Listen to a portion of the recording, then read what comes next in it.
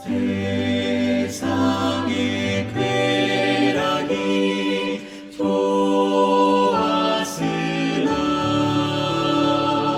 지금 내 기쁨은 오직 예수.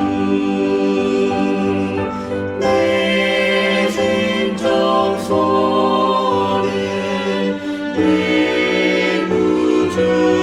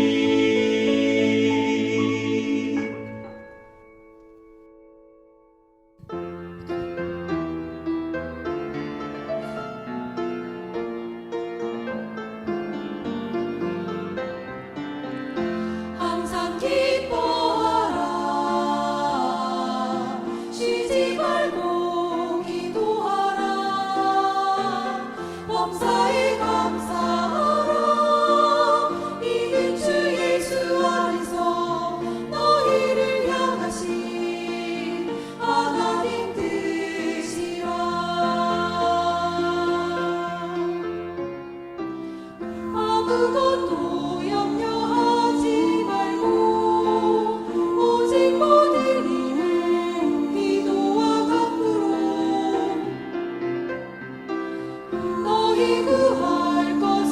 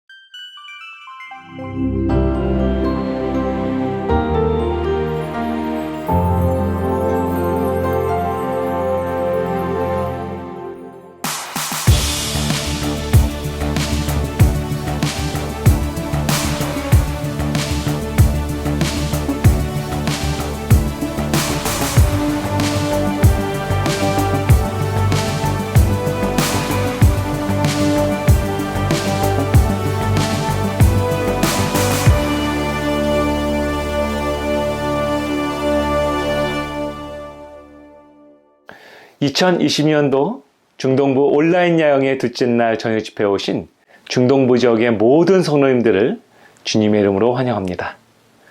사회를 맡은 디트로이트 교회 김범기 목사입니다. 여러분들께서는 첫째 날 말씀을 통해서 저희의 삶의 참된 주인 되시는 우리 예수님을 발견하셨습니까? 야고보서 4장 8절에서 우리 주님께서는 우리에게 다음과 같이 권면하셨습니다. 하나님을 가까이 하라. 그리하면 너희를 가까이 하시리라. 오늘 우리의 삶의 참된 주인 되시는 예수님께서는 우리가 그분께 더욱 가까이 나오기를 원하고 계십니다. 그리고 오늘 우리가 그 주님의 부르심에 응답하는 삶을 살아갈 때 우리를 위해서 준비된 축복의 약속을 허락하셨습니다. 오늘 저녁 김건 목사님의 연기할 수 없는 소명이라는 주제의 말씀을 통해서 저희를 향하신 하나님의 부르심을 발견하고 그 가운데 숨겨진 넘치는 하나님의 은혜를 경험하는 귀한 축복의 시간이 되시길 소망합니다. 시작하는 기도는 디트로이트 교회에서 수석 장로로 주님을 섬기고 계시는 김영호 장로님께서 해주시겠습니다. 아버지 하나님, 여러모로 어려운 현실 가운데서도 이 말씀의 대잔치가 금년에도 계속 이어질 수 있도록 은혜를 베풀어 주시니 참으로 감사를 드립니다.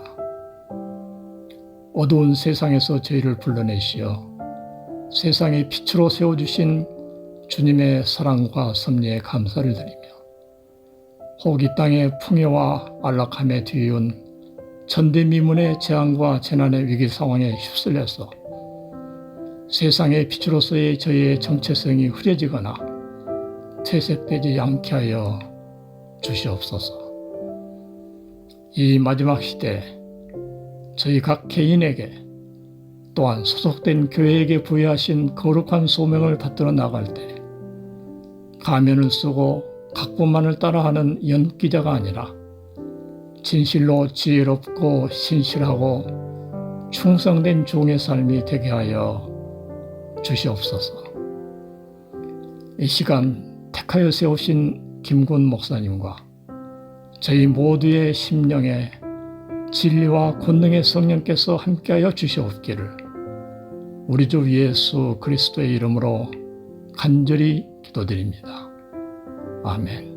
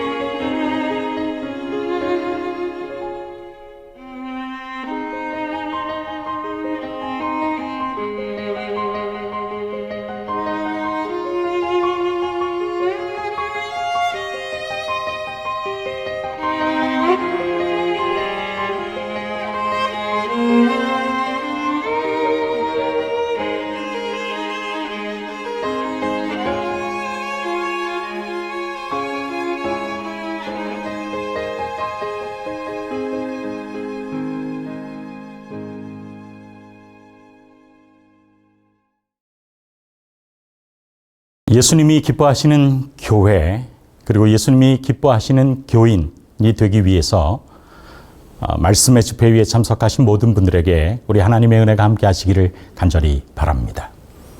저희는 교회 온 세상의 빛이 되다라고 하는 제목으로 이 저녁 시간을 함께 보내고 있습니다. 오늘은 두 번째 시간, 연기할 수 없는 신앙이라고 하는 제목으로 함께 은혜를 나누겠습니다. 분명히 예수님의 재림은 있을 것입니다.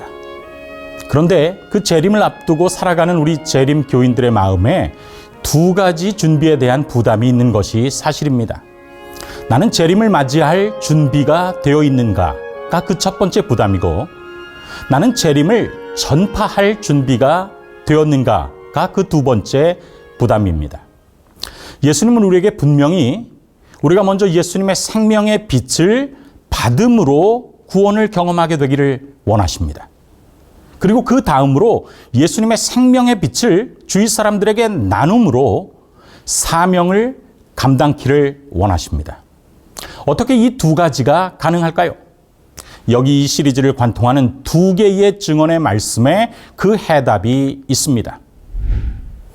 만약 그대가 오늘 하나님과 바른 관계에 놓여 있다면, 그리스도께서 오늘 오신다 할지라도 그대는 준비되어 있는 것이다. 마지막 날 사건들 74페이지에 기록되어 있는 말씀입니다. 구원에 있어서 가장 중요한 것은 오늘 내가 하나님과 맺는 관계입니다.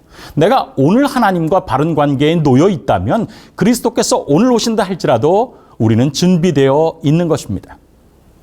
두 번째로, 사명을 위한 준비도 역시 관계라는 사실을 우리는 깨닫게 됩니다.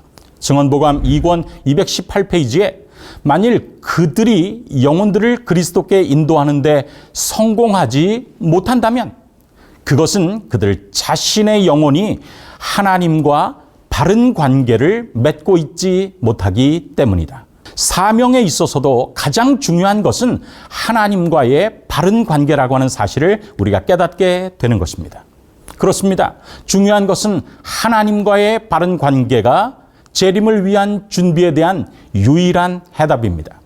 그리고 감사한 것은 예수님께서 십자가를 6개월 앞둔 시점부터 그를 따르는 사람들과 맺으신 관계들을 보여주셨습니다.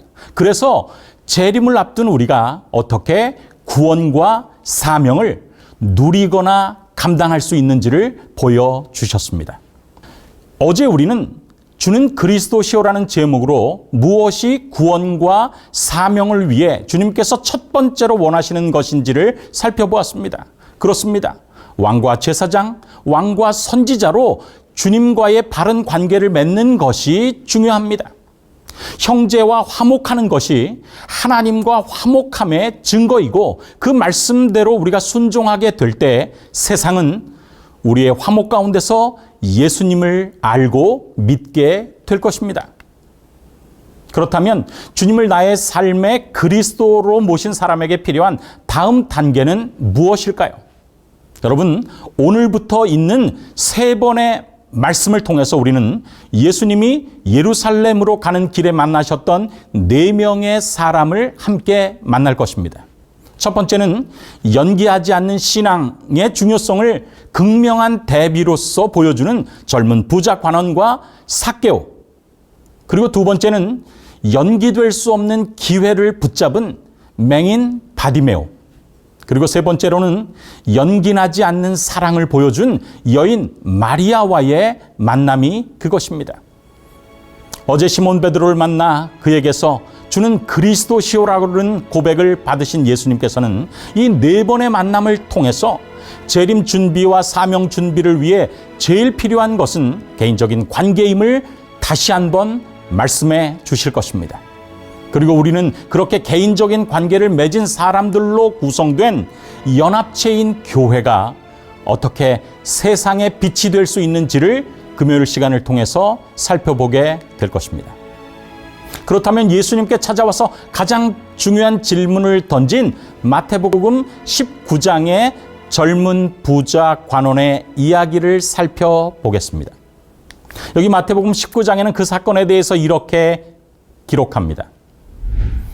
어떤 사람이 주께 와서 가로되 선생님이여 내가 무슨 선한 일을 하여야 영생을 얻으리이까? 예수께서 가라사대 어찌하여 선한 일을 내게 묻느냐? 선한 이는 오직 한 분이시니라. 내가 생명에 들어가려면 계명들을 지키라. 그 청년이 가로되 이 모든 것을 내가 지키었사오니 아직도 무엇이 부족하니이까? 예수께서 가라사대 내가 온전하고자 할진대 가서 내 소유를 팔아 가난한 자들을 주라. 그리하면 하늘에서 보화가 내게 있으리라. 그리고 와서 나를 좇으라 하시니 그 청년이 재물이 많음으로 이 말씀을 듣고 근심하며 가니라. 여러분, 말씀을 시작하기 전에 질문을 하나 드리겠습니다. 여러분 2002년에 무슨 일이 있었는지 아십니까? 예, 그렇습니다. 2002년에 월드컵이 있었습니다. 온 대한민국 나라가 들썩였습니다. 특별히 6월 4일 화요일 한국이 폴란드를 2대0으로 이긴 이후에 나라 전체가 들썩들썩했습니다. 이제 두 번째 경기의 결과에 따라서 사상 처음으로 16강에 올라가는 일이 가능할 수도 있게 된 것입니다. 그래서 모든 사람의 관심은 6월 10일에 있을 월요일 날 저녁에 있을 미국과 한국의 두 번째 예선 경기로 쏠렸습니다. 이 예선 경기에 대한 관심은 어디까지 영향을 미쳤느냐면 그때 동중환앞회 본부에까지 영향을 미쳤어요. 저는 그때 동중환앞회의 어린이 부장으로 섬기고 있었습니다. 그런데 아침 예배를 드린 다음에 금요일에 아침 예배를 드린 다음에 이런 제안이 있었어요. 다음 월요일에 한국 대 미국의 시합이 있는데 우리가 예배를 마친 후에 도대체 몇 대 몇일지를 알아맞춰서 맞춘 사람에게는 상을 주자. 모든 사람들이 동의하고 그렇게 하기로 했습니다. 그런데 그 월요일에 제가 설교자로 배정이 된 것입니다. 그러면 그날 아침에 설교자로 배정된 제가 해야 될 일은 무엇일까요? 하나님의 말씀의 본문을 읽고 그 말씀의 교훈을 찾는 일이 되었어야 했었습니다. 그런데 저는 그 전날 일요일 저녁에 무엇을 하고 있었는가? 내일 도대체 한국과 미국의 경기의 결과가 몇 대 몇일지를 내가 좀 꼭 알아맞혀야 되겠다라고 하는 생각으로 TV에서 나오는 전문가들의 해설을 듣게 된 것입니다. 차범금 해설위원과 신문선 해설위원이 아주 자세하게 설명을 했어요. 아, 이렇게 하면 내가 내일 가서 몇 대 몇이라고 써야 되겠다. 그때 저는 거실에 있었고 방 안에 있었던 저희 집사람의 기침 소리가 들렸습니다. 에헴이라고 하는 짧은 기침이지만 여보 당신 뭐해요? 빨리 들어와서 잡시다. 내일 아침에 설교잖아요. 라고 하는 긴 이야기와 의미가 그 짧은 기침에 포함되어 있었습니다. 그런데 제가 들어가려고 하다가 제가 손에 있던 리모컨으로 다른 곳을 살펴본 것입니다. 그랬더니 축구는 제가 애국자이기 때문에 좋아하는 것이라면 농구는 제가 애국자가 아니라 본질적으로 농구를 좋아했는데 농구 경기가 중계되고 있는 것입니다. 여러분들이 보기에는 제가 농구를 잘하게 생기지 않고 농구공처럼 생겼다라고 생각하시겠지만 저는 농구를 굉장히 잘했고 좋아했어요. 그런데 제가 그렇게 본질적으로 좋아하는 농구 경기가 중계되고 있는 것입니다. 제가 그래서 그 농구 경기를 다 보았어요. 그런데 이제 시간은 자정을 훌쩍 넘겨서 1시 이후가 되었습니다. 안방에 있던 저희 집사람에게서 두 번째 소식이 들리는 것입니다. 이번엔 기침이 좀 더 매서워졌어요. 거기에는 다음과 같은 내용이 함축된 것입니다. 여보, 이제 오늘 당신이 말씀을 전해야 돼요. 빨리 들어와서 잡시다. 그런데 아내가 두 번 기침했다고 남편이 쪼르륵 들어가는 것이 제가 정말 자존심이 상했는지 제가 말씀을 들고 마지막으로 그래도 양심이 있기 때문에 본문을 읽기 위해서 화장실로 갔습니다. 그리고 오늘 저희들이 읽었던 그 마태복음 19장의 본문을 읽은 것입니다. 그런데 사람이 무엇을 생각하면 무엇만 눈에 보인다고 제가 이 본문의 말씀을 한 번 읽고 들어가겠다라고 생각하고 본문을 읽었을 때 거기에서 다른 것들은 다 사라지고 내일 한국과 미국의 경기의 결과가 몇 대 몇인지가 이 성경 말씀을 통해서 보이는 이상한 경험을 하게 된 것입니다. 예수께서 가라사대 어찌하여 선한 이를 내게 묻느냐. 선한 이는 오직 한 분이시니라. 그래서 제가 다른 것들은 다 사라지고 저 1대2가 강조된 것을 보고 내일 한국 대 미국의 성적은 1대2다라고 생각했습니다. 사람이 월드컵만 생각하면 성경도 월드컵처럼 보일 수 있다는 것을 제가 경험한 것이죠. 그렇습니다. 제가 이 말씀을 왜 드리느냐면 우리의 신앙의 삶 속에서 선한 이를 내가 더 신뢰하고 따라가느냐, 아니면 선한 이이신 예수님을 더 사랑하고 따라가느냐라고 하는 이 문제는 우리의 신앙이 관계 위주의 신앙이냐, 아니면 어떤 일들을 감당하는 위주의 신앙이냐를 결정하는 아주 중요한 요소라고 하는 것을 우리가 깨닫게 되기 때문에 그렇습니다. 예루살렘으로 가는 마지막 여행에 예수님은 십자가를 앞에 두고 기도하셨습니다. 그런데 예수님의 12 제자들은 다른 생각을 하고 있었어요. 그들은 하나같이 가장 높은 자리를 차지하기를 기대하고 있었다. 시대의 소망 643페이지에 그들은 얼마나 높은 자리를 차지하기를 원했는지를 우리에게 보여주고 있습니다. 그런데 그렇게 다른 생각을 가지고 예루살렘을 향해서 가는 그 길에 제자들이 자기의 자리를 기꺼이 이 사람에게는 양보할 수 있겠다라고 하는 어떤 대단한 한 사람이 예수님의 예루살렘을 향해서 가는 길 가운데 나타난 것입니다.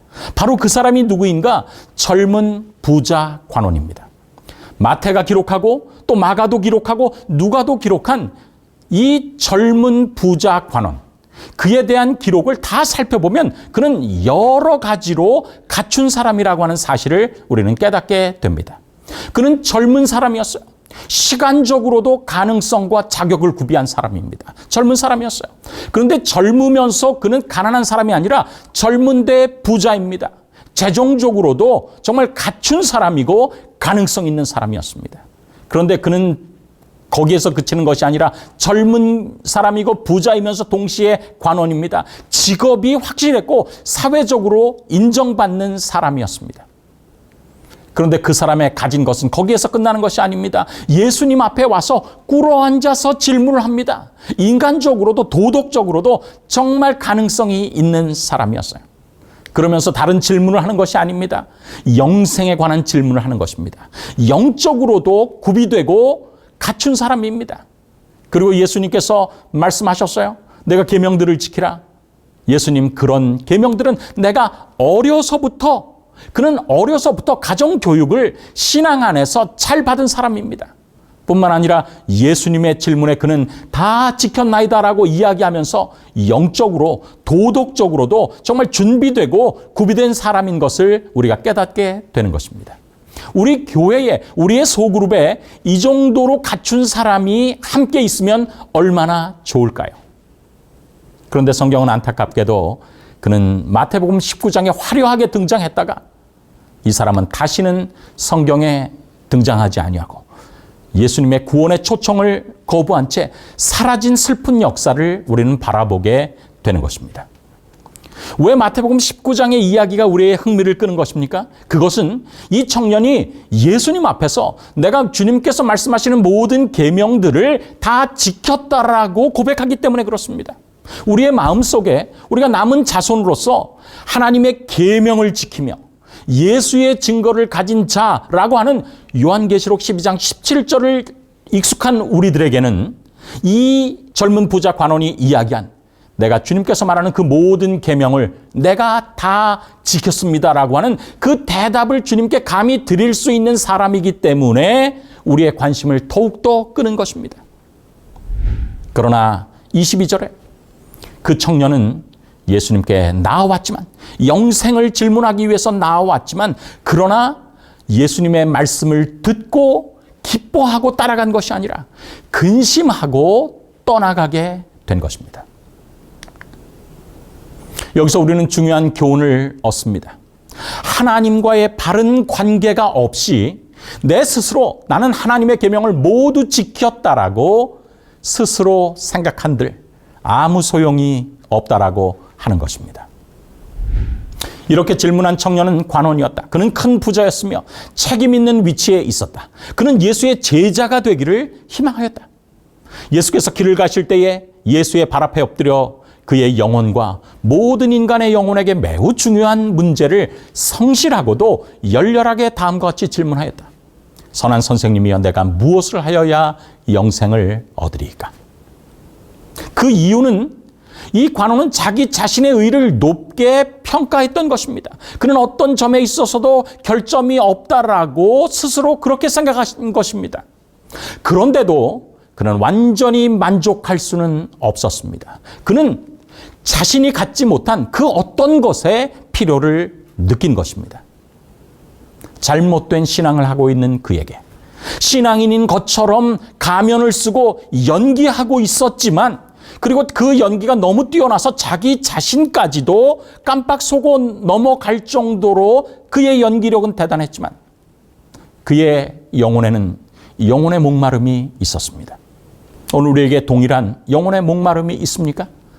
내가 이렇게 신앙하는 것이 무엇인가 잘못되었다라고 생각되는 것이 성령의 호소에 의해서 내 마음속에 떠오르게 될 때, 먼저 중요한 것은 영혼의 목마름 그대로를 가지고 예수님 앞에 나오게 되기를 간절히 바랍니다. 그리하면 주님께서 여러분의 목마름에 해결할 수 있는 방법들을 알려주실 것입니다. 예수님은 이 젊은 부자 관원을 사랑하셨어요. 그리고는 그가 정말 예수님의 제자가 되기를 원하셨습니다. 예수께서 가라사대 어찌하여 선한 일을 내게 묻느냐? 선한 이는 오직 한 분이시니라. 그러면서 예수님께서는 선한 일 때문에 너는 나에게 왔지만 정말 신앙에 있어서 중요한 것은 선한 일을 함으로 선한 이에 관심을 얻으려고 하는 것이 아니라 선한 일을 사랑하는 것, 그것이 유일무이한 조건이라고 하는 사실을 알려주기를 원하셨습니다. 그리고는 계속해서 말씀하셨어요. 내가 생명에 들어가려면 계명들을 지키라. 그는 계명에 대해서는 자신이 있었습니다. 18절과 19절에 예수님께서 계명의 조항들을 이야기할 때 그는 어쩌면 미소를 띠고 있었는지도 모릅니다. 그 청년이 가로되 이 모든 것을 내가 지켰사오니 아직도 무엇이 부족하니이까? 예수께서 가라사대 내가 온전하고자 할진대 가서 내 소유를 팔아 가난한 자들을 주라. 그리하면 하늘에서 보화가 내게 있으리라. 그리고는 와서 나를 좇으라 말씀하셨습니다. 그런데 22절에 그 청년이 재물이 많음으로 이 말씀을 듣고 근심하며 떠나간 것입니다. 그리고는 영원히 예수를 떠났습니다. 다시 등장하지 않는 것입니다. 여기서 잠깐 우리는 우리 스스로에게 질문을 하게 됩니다. 구원을 얻으려면 예수님께서 말씀하신 것처럼 전 재산을 다 바쳐서 가난한 자들에게 주어야지만 구원을 얻는다는 말입니까? 만약 그렇다면 복채를 요구하는, 어떤 좋은 것을 기대하면서 복채를 요구하는 점쟁이가 우리에게 요구하는 것과 다른 것이 무엇입니까? 예수님께서는 그의 전 재산을 바쳐야만 구원이 있겠다라고 하는 사실을 모든 사람에게 적용해서 말씀하는 것이 아니라 그 젊은 부자 관원의 자기도 깨닫지 못한 연기하는 것을 깨뜨리고자 그에게 말씀하셨다는 사실을 우리가 기억할 필요가 있는 것입니다. 그렇습니다. 예수님은 원인과 결과에 대해서 말씀하는 것입니다. 성경을 보면, 그리고 증언에 있는 말씀을 보면 우리의 신앙의 우선순위가 첫 번째와 두 번째가 무엇이 되어야 하는지를 아주 분명하게 이야기합니다. 원인이 있은 다음에 결과가 있다라고 하는 사실을 이야기하는 것입니다. 여기 증언보감 2권 186페이지를 보겠습니다. 모든 교인들은 개인적으로 하나님과 올바른 관계를 가져야 하고 진리를 통하여 성화되어야 한다는 것을 느껴야 한다. 이것이 원인입니다. 하나님과의 선한 이와의 올바른 관계를 가져야 한다. 그것이 원인이 될 때 어떤 일들이 결과로 이루어진다는 것입니다. 그것이 무엇입니까? 그렇게 될 때 그는 다른 사람들에게 그리스도인의 품성을 나타내고 이기심 없는 본을 보여줄 수 있다라고 이야기합니다. 원인 없는 결과가 없듯이 하나님과의 올바른 관계 없이 하나님을 기뻐하시게 하는 일은 없다라고 하는 사실을 우리에게 말씀해주고 있는 것입니다. 성경은 그러면 어떻게 이야기합니까? 요한복음 14장 15절에 너희가 나를 사랑하면 그것이 원인이 될 때 결과로서 너희가 나의 계명을 지키리라라고 말씀하는 것입니다. 나의 계명을 지키라가 아니라 너희가 나의 계명을 지키는 것이 열매로서 결과로서 자연스럽게 드러날 것이라고 말씀하시는 것입니다. 우리가 잘 아는 고린도후서 5장 14절에도 무엇이라고 기록되어 있습니까? 그리스도의 사랑이 먼저 우리가 그리스도의 사랑을 알고 깨닫고 간직하게 될 때에 그 사랑이 우리를 강권하여서 주님께서 기뻐하시는 일을 감당할 수 있도록 한다라고 성경은 이야기하고 있는 것입니다. 그렇습니다. 원인이 있고 그 다음에 결과가 있는 것입니다. 선한 이와의 올바른 관계 속에서 그분께서 기뻐하시는 행동들, 일이 자연스럽게 열매와 결과로 나타나는 것입니다. 그렇습니다. 예수님께서 계명들을 지키라라고 말씀하신 그 이유는 이 모든 것을 내가 지켰다라고 아직도 내게 무엇이 부족합니까? 라고 하는 질문하는 그 젊은 부자 관원에게 내가 계명을 지켰다라고 하는 것이 얼마나 잘못된 의미로 지킨 것인지에 대한 것을 드러내는 것입니다. 예수께서 가라사대 내가 온전하고자 할진대 가서 내 소유를 팔아 가난한 자들을 주라 그리고 와서 나를 좇으라라고 말씀하셨어요. 그리고 그 젊은 부자 관원은 예수님을 떠났습니다. 그렇습니다. 예수님은 그 젊은 부자 관원에게 꼭 필요한, 신앙에 있어서 꼭 필요한 무엇이 원인이고 무엇이 그에 따른 결과인지에 대해서 말씀하시는 것입니다. 예수께서는 기만당한 이 청년을 동정과 사랑으로 바라보셨다. 그분께서는 그가 순종하고 있다고 확신 있게 주장하는 계명들을 마음으로부터 지키지 못하고 있다는 사실을 드러내시고자 하셨다. 사랑하는 아들아, 너는 지금 스스로 그리스도인인 척, 하나님을 믿는 사람인 척 연기하면서 스스로 속고 있단다. 하나님의 계명을 어려서부터 다 지켰다고? 만약 내 이야기가 정말 사실이라면 너는 그 계명의 근본 정신인 하나님을 사랑하고 이웃을 사랑한다는 것은, 그리고 그 하나님을 사랑하고 이웃을 사랑하는 열매는 아주 쉽게 할 수가 있을 것이다. 그러나 그 일이 가능하겠니? 예수님께서는 그를 사랑하셔서 말씀하셨습니다. 얘야, 오히려 내게 한 가지 부족한 것이 있으니 가서 내 있는 것을 다 팔아 가난한 자들을 주라. 그리고는 와서 나를 좇으라라고 말씀하셨습니다. 그러나 달아보니 부족하다라고 하는 말씀은 이 청년에게 적용된 것입니다. 그의 부족이 드러난 것입니다. 그는 재물이 많으므로 이 말씀을 듣고 근심하며 돌아가고 예수님을 따르라라고 하는 예수님의 궁극적인 초청에 반응하지 않은 것입니다. 정말 자기의 자리를 기꺼이 양보할 만한 대단한 배경을 가진 이 젊은 부자 관원을 쫓아버리는 것처럼 생각한 12 제자들은 마음에 심히 실망했어요. 그리고는 입술이 이만큼 나와서 예수님께 불평하는 마음으로 퉁명스럽게 이야기합니다. 예수님, 정말 까다롭게 구시는군요. 제자들이 듣고 심히 놀라 가로되 그런즉 누가 구원을 얻을 수 있으리이까? 아니, 그렇게 표준이 높다면 도대체 누가 구원을 얻을 수 있습니까? 그러나 오늘 우리가 하나님께 감사한 것은 예수님께서 다음과 같이 대답하셨기 때문입니다. 얘들아, 사람으로는 할 수 없으나 하나님으로서는 다 할 수 있느니라. 사람은 할 수 없지만 하나님은 할 수 있다. 그것도 그분을 사랑하고 따르는 모든 사람에게 그 일을 할 수 있다라고 약속하시는 것입니다. 여러분, 정말 이 일이 가능한 것입니까? 여러분, 우리는 마태복음 19장의 젊은 부자 관원이 예수님 앞에 나와왔을 때에 내 소유를 팔아 가난한 자들에게 다 주어라. 그리고 와서는 나를 좇으라라고 하는 도대체 그 말씀이 무엇인지 아리송한 그 말씀의 실제적인 대답을 누가복음 19장에서 발견할 수 있게 되는 것입니다. 마태복음 19장의 젊은 부자 관원이 그토록 얻기를 원했지만 놓친 것. 그러나 누가복음 19장의 삭개오는 그것을 소유하는 축복을 경험하게 되는 것이죠. 여러분, 삭개오는 누구입니까? 삭개오는 정말 갖춘 것이 없는 사람입니다. 마태복음 19장의 젊은 부자 관원이 정말 예수님 앞에, 제자들 앞에 화려하게 등장했다면 누가복음 19장의 삭개오는 손가락질 당하는 사람이었습니다. 정말 자신이 어려서부터 키가 작고 주위의 사람들과 별로 이렇게 좋은 관계를 맺는 일에 실패했어요.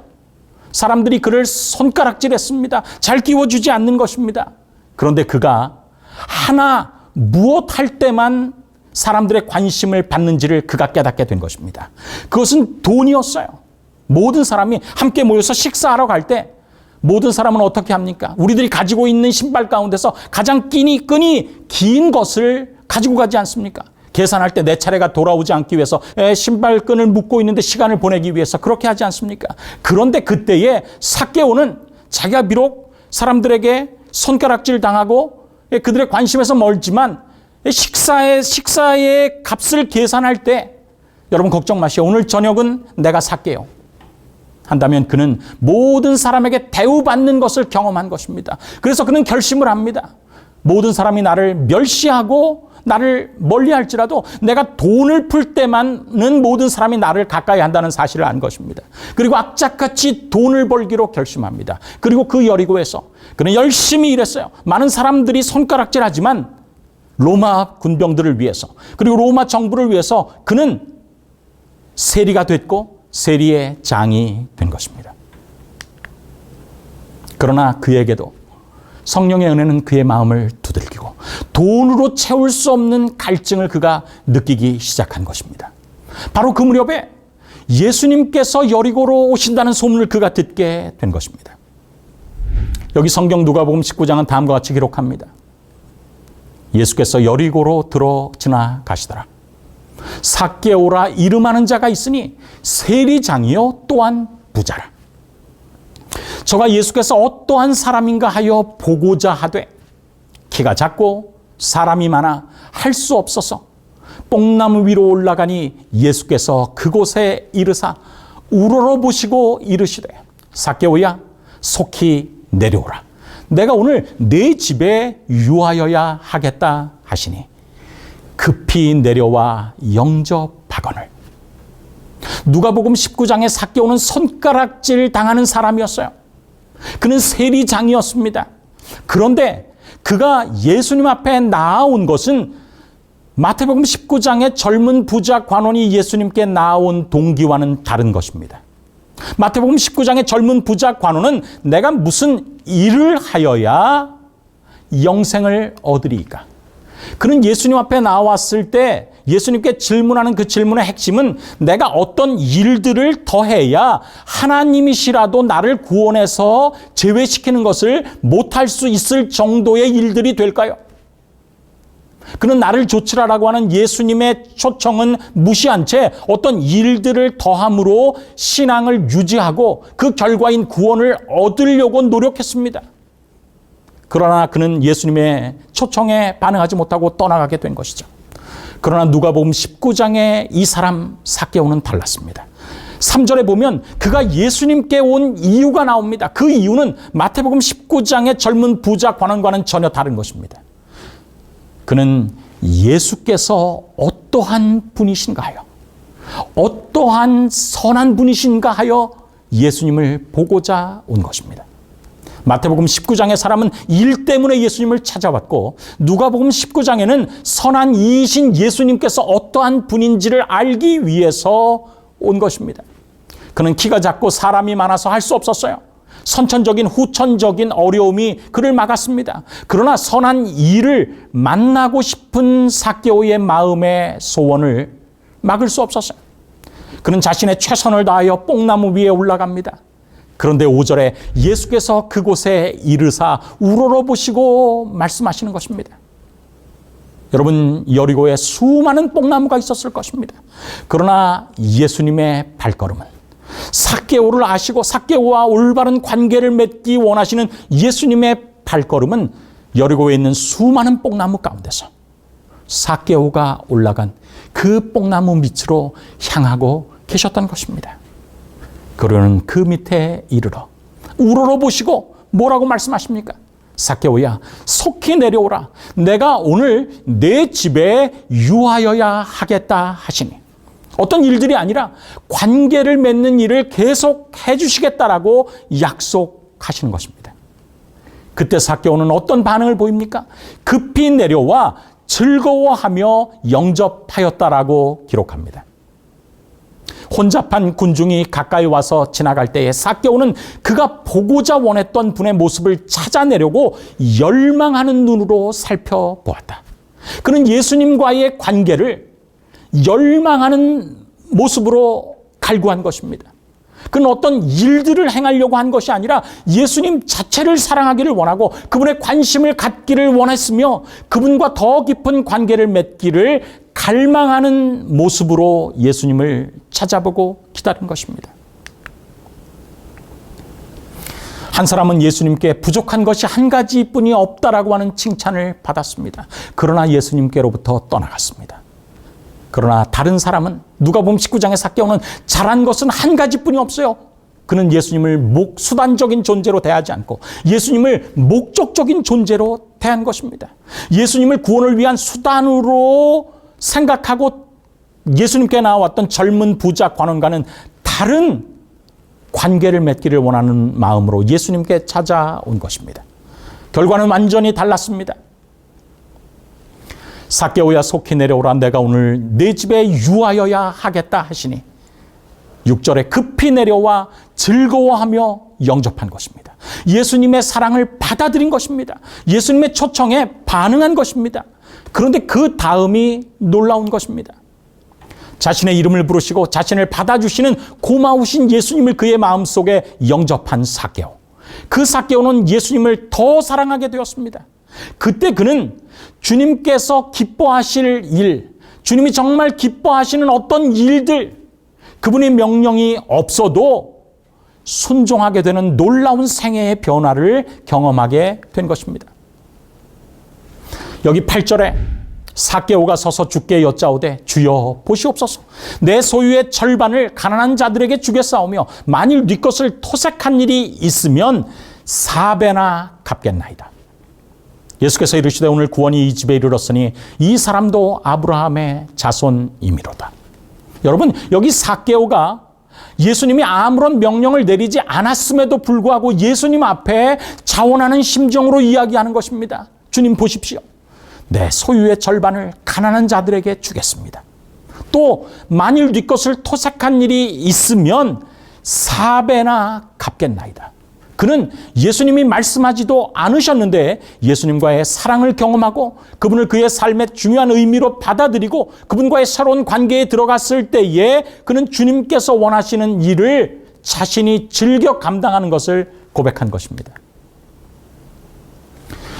그때 마태복음 19장에 그 젊은 부자 관원이 가장 듣기 원하는 말, 오늘 구원이 이 집에 이르렀으니 이 사람도 아브라함의 자손이미로다. 내가 무엇을 하여야 영생을 얻으리까? 영생을 얻기 위해서 어떤 일을 더 해야 되는지, 그래서 관계는 생각하지 않고 일들만을 더하기 위해서 나온 그 사람은 구원에서 제외됐지만, 그러나 예수님을 먼저 사랑하고 사랑하는 마음으로 주님께서 기뻐하시는 일을 즐겨하면서 이야기했던 그 삭개오는 예수님의 입에서 나오는 그 사랑의 보증, 구원의 확신을 약속받게 된 것입니다. 우리는 만일 네 것을 토색한 일이 있거든 이라는 그렇게 번역된 삭개오의 말에 따라서 아니 저는 별로 그렇게 안 했지만 혹시 그런 것이 있으면 4배나 갚겠나이다, 이렇게 그가 예수님 앞에 이야기했다라고 생각합니다. 그러나 우리 본교의 성경 주석 누가복음 19장 8절을 주석한 이 성경 주석을 보면 그렇지 않다라는 것을 알게 됩니다. 자발적으로 배상할 때, 지금 삭개오는 자발적으로 배상하는 것입니다. 이 자발적으로 배상하는 삭개오의 경우에는 모세의 법은 단지 취한 금액의 5분의 1을 추가하라고 요구했다. 그런데 4배의 배상은 재물을 잃어버린 후에 의도적으로 내가 그 일을 했다. 약탈한 그 일에 대해서 극단적인 형벌 중에 하나였다. 보통 원래의 소유물이나 돈을 배상할 수 있는 경우 갚아야 할 액수는 취한 것의 갑절이 최고였습니다. 삭개오가 배상하기로 약속한 그 금액 4배나 갚겠나이다라는 그 약속은 그가 마음의 변화를, 진정한 마음의 변화를 경험했다는 최선의 증거였습니다. 그는 스스로 악독한 의도를 가지고 내가 약탈했다라는 것을 예수님 앞에 고백한 것입니다. 그러나 그 일에 대해서 예수님, 저는 그 모든 일을 주님께서 기뻐하시는 방법대로 청산하기를 원합니다. 내 소유의 절반을 나눠주고 모든 토색한 일에 대해서는 4배나 갚겠습니다. 제가 확신하건대 그날 이 삭개오의 고백으로 그의 모든 재산이 다 사라졌을 것입니다. 그러나 그는 그 일을 기쁨으로 한 것입니다. 하나님의 율법에 대한 순종은 단순히 법문에 대한 순종이 아니라 실생활로 옮겨지고 품성으로 예증될 수 있는 순종이다. 이런 순종, 삭개오의 순종이야말로 우리가 그토록 바라는 요한계시록 12장 17절에 하나님의 계명을 지키며 예수의 증거를 가진 자들에게 기대되는 그런 율법에 대한 순종이라고 하는 사실을 우리가 깨닫게 되기를 간절히 바랍니다. 삭개오는 그 일을 이룬 것입니다. 예수 그리스도에 대한 사랑이 그분께서 좋아하신 일을 할 수 있도록 그의 마음속에 강권하는 성령의 호소에 반응하게 된 것입니다. 2명 모두에게 예수님은 관계로 초청하십니다. 마태복음 19장의 젊은 부자 관원에게도, 누가복음 19장의 삭개오에게도 똑같이 관계로 초청하셨습니다. 그러나 마태복음 19장의 젊은 부자 관원은 나를 좇으라라고 하는 예수님의 말씀에 그 청년이 재물이 많음으로 이 말씀을 듣고 근심하며 갔습니다. 그러나 삭개오는 급히 내려와 즐거워하며 영접했어요. 시대의 소망에 있는 말씀을 보면 그는 꿈속에서처럼 걸어서 자기의 집 쪽으로 예수님의 길을 인도하였다. 자신의 모든 재물이 사라지는 것을 경험하면서도 그는 예수님을 만나고 새롭게 관계를 맺은 것을 기뻐했던 것입니다. 한 사람은 그의 전 재산 때문에 예수님을 떠났고, 한 사람은 예수님을 만났을 때 그 전 재산을 주님께서 원하시는 방법대로 쓴 것이죠. 제자들의 질문이 풀린 것입니다. 그런지 어떤 사람이 구원을 얻을 수 있겠습니까? 사람으로서는 할 수 없으되 하나님으로서는 다 할 수 있느니라. 젊은 부자 관원은 신앙인이라고 하는 가면을 쓰고 살았어요. 자기도 속을 정도로 그 연기는 어렸을 때부터 완벽했습니다. 그러나 예수님께서 그 가면을 벗고 나와 진정한 관계를 맺자라고 요청하셨을 때 그 질문을 두려워하면서 떠납니다. 그러나 삭개오는 오늘 내가 내 집에 유하여야 하겠다.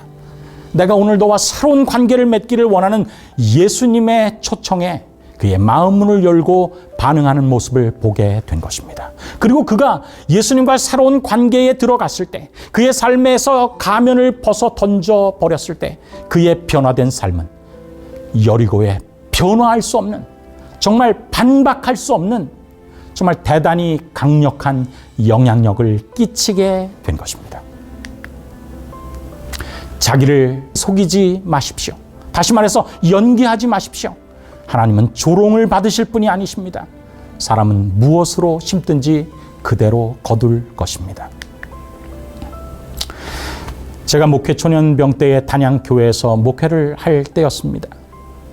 서울에서 저희 부모님들이 내려오셨기 때문에 저는 장에 가서 수박을 사기를 원했어요.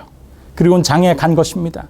그리고 수박을 사려고 하는데 거기서 제일 불쌍하게 보이는 어떤 아주머니가 애를 2명이나 안고 업고 수박을 팔고 있는 모습이 보였습니다.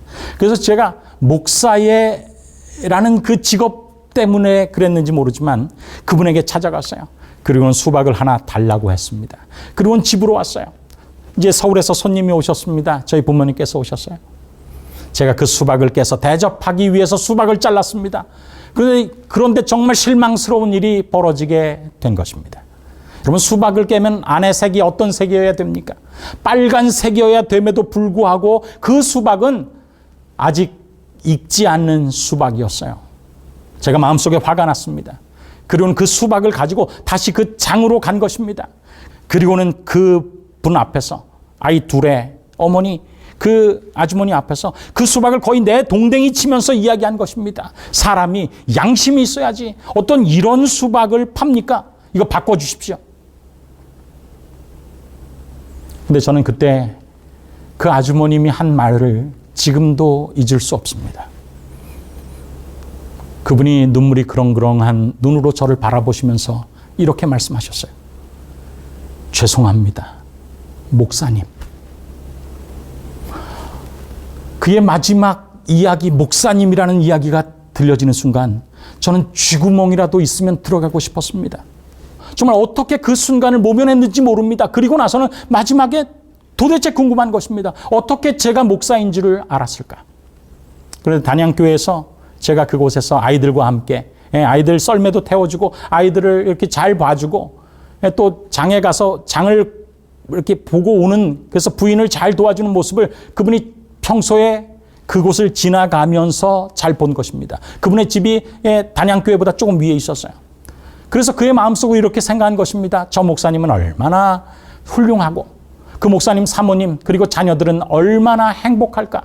그런데 나는 남편을 잘못 만나서 이렇게 힘들고 어려움 가운데 있는데 라고 생각하는 그때에 그 장날에 바로 그분이 자기 앞에 온 것입니다.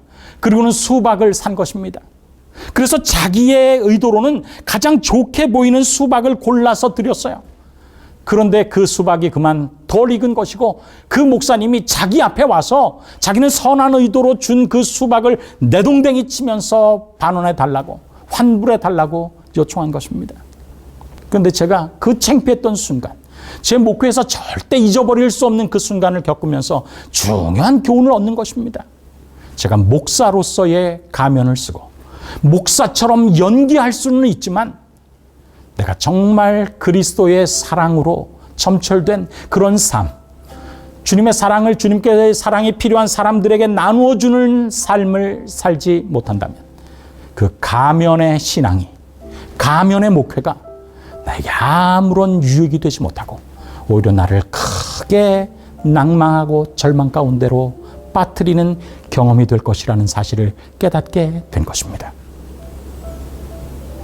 오늘 주님께서는 우리에게 요청하십니다. 사랑하는 아들아, 너의 신앙, 잘못된 신앙의 가면을 벗고 나와 함께 올바른 관계를 맺자꾸나.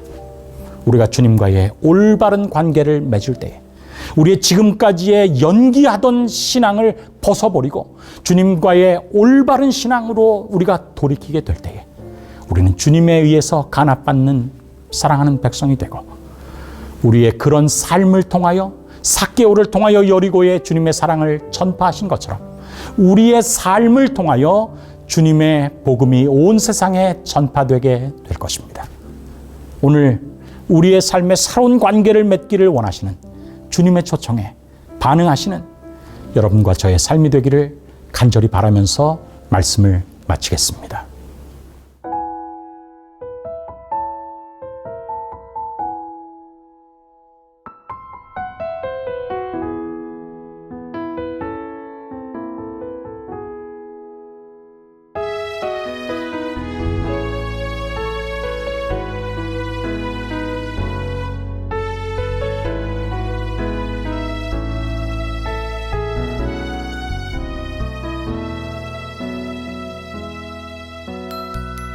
우리는 세상 속에서 주의 부름 받은 성도입니다. 어두운 세상 중에 빛으로 부르셨네. 우리는 주님의 성도입니다. 우린 주님의 자녀입니다. 세상 속에서나 가정에서도 우리는 변함없이 주의 자녀입니다. 우리는 주님의 자녀입니다.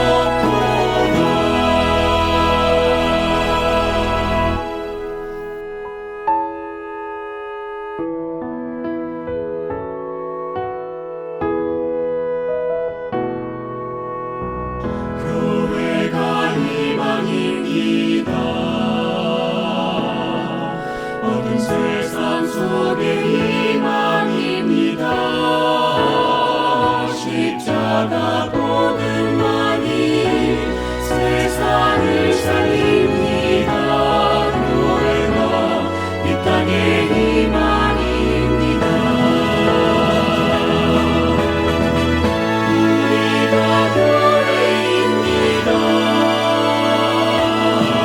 함께 모일 때나 흩어질 때도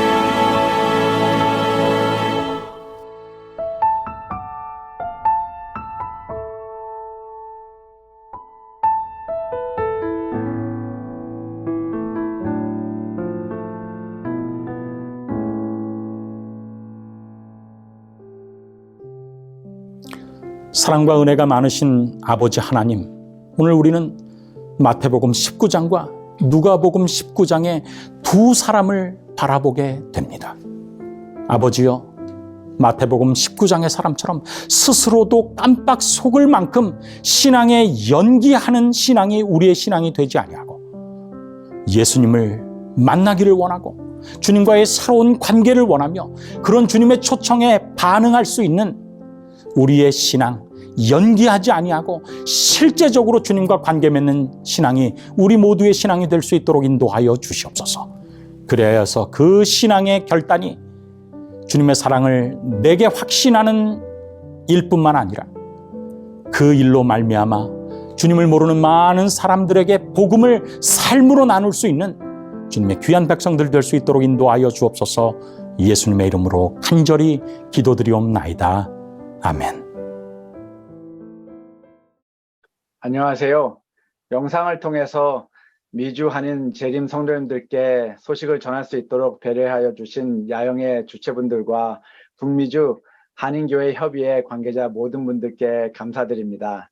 저는 작년 5월 20년 동안 북미주 지회에서 사회복지부 부장으로서의 봉사를 끝마치고 올해 1월부터 앤드루스 대학교에서 섬기게 되었습니다. 참으로 감사하신 하나님의 인도하심으로 앤드루스 대학교 리더십 학과에서 부교수로서 또한 올 가을 학기 새로 개설되는 석사과정 사회혁신의 리더십 과정을 책임맡게 되었습니다.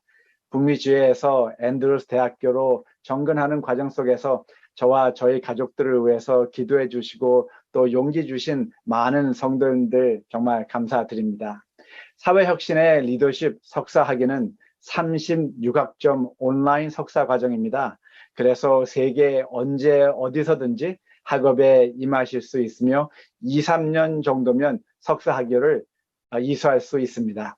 이 석사 학위 과정은 참여하시는 모든 분들이 사회적 기업가로서, 옹호자로서, 사회 활동가로서 성장할 수 있도록 이 세 분야의 전문적 교육을 경험하시게 될 것입니다. 또한 이론과 실천을 각 개인의 사회 혁신 프로젝트를 통해서 직접 설계하고 실질적으로 구현과 평가를 통해서 석사 논문을 제출하는 정말 경험적이고 실험적인 학업이 될 것입니다. 저는 이 사회 혁신의 리더십은 질문을 바꾸면 세상이 바뀐다는 신념으로 시작하려고 합니다. 질문을 바꾸어서 생각이 바뀌고 또 우리의 방법이 바뀌면 다른 결과를 가져올 수 있다는 생각입니다. 더욱 영향력 있는 이 세상을 바꾸는 주님의 제자로서 성장할 수 있도록 학생들과 함께 리더십 자질 향상을 위해서 헌신하려고 합니다. 이 석사 과정은 지속적인 변화를 경험할 수 있는 새로운 삶의 가치관을 제공하는 석사 학위가 될 것입니다. 그래서 사막이 초원이 되고 절망이 희망이 되는 하나님의 사랑을 통해서 고통을 근절하고 새로운 생명으로 다시 존재할 수 있도록, 무너진 사회를 하나님의 나라로 회복할 수 있도록 그리스도의 사회 혁신의 지도자들을 양성하는 학업이 될 것입니다. 사회는 지금 평등과 공평의 의견 대립으로 갈라져 많은 대화를 나누며 힘든 상태에 있습니다. 그래서 저희는 주님의 관계 회복적 정의 가치관을 통해서 로마서 8장 21절의 말씀대로 사람들이 육체적, 정서적, 사회적, 영적 모든 면에서의 구속과 속박된 상태에서의 해방이 되어 하나님의 자녀들로서 영광의 자유를 경험할 수 있도록 사회를 변혁하고자 합니다. 이 사회혁신의 리더십 석사 학위에 관심이 있는 분들 혹은 재정적으로 도움을 되어 주실 수 있는 분들은 저에게 연락해 주시면 감사하겠습니다.